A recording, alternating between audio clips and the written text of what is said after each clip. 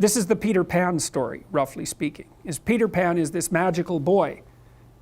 Pan is the god of everything, roughly speaking, right? And so it's not an accident that he has the name Pan.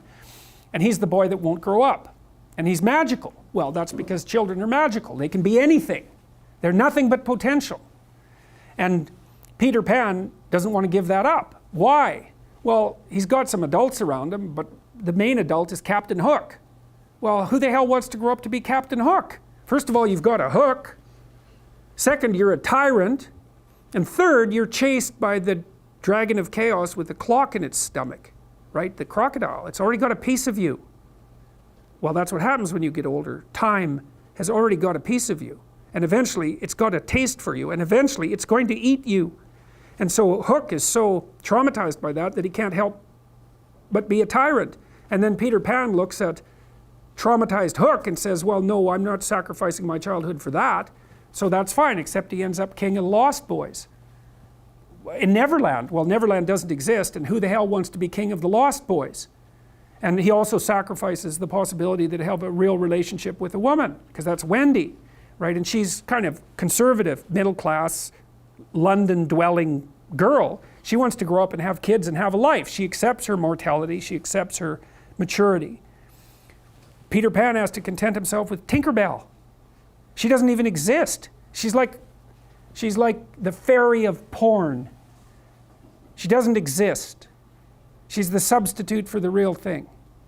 And so, but the dichotomy that you're talking about is very tricky, because there's a sacrificial element in maturation, right? You have to sacrifice the pluripotentiality of childhood for the actuality of a frame.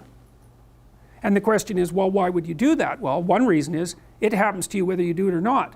You can either choose your damn limitation, or you can let it take you unaware when you're 30, or even worse, when you're 40. And then that is not a happy day. And I see people like this, and I think it's more and more common in our culture, because people can put off maturity without suffering an immediate penalty. But all that happens is the penalty accrues, and then when it finally hits, it just wallops you. Because when you're 25, you can be an idiot. It's no problem. Even when you're out in a job search, it's like, well, you don't have any experience and you're kind of clueless. It's, yeah, you're young, it's no problem. That's what young people are like, but they're full of potential. Okay, well, now you're the same person at 30. It's like people aren't so thrilled about you at that point. It's like, what the hell have you been doing for the last 10 years? Well, I'm just as clueless as I was when I was 22. It's, yeah, but you're not 22.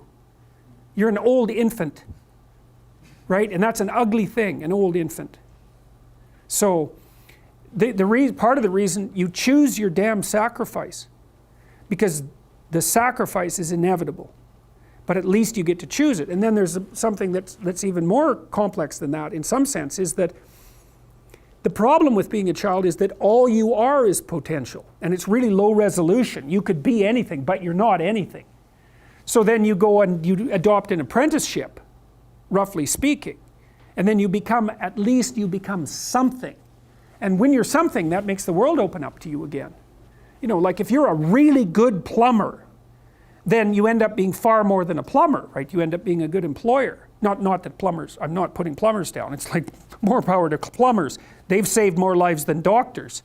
So, hygiene, right? So, if you're a really good plumber, well, then you have some employees, you run a business, you train some other people, you enlarge their lives, you're kind of a pillar of the community, you have your family. Once you pass through that narrow training period, which narrows you and constricts you and develops you at the same time, then you can come out the other end with a bunch of new possibility at hand.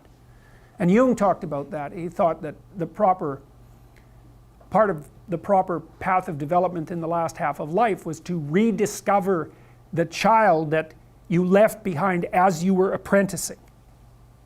And so then you get to be something and regain that potential at the same time. Very, very smart. Well, he was very, very smart, so that's very wise thing to know.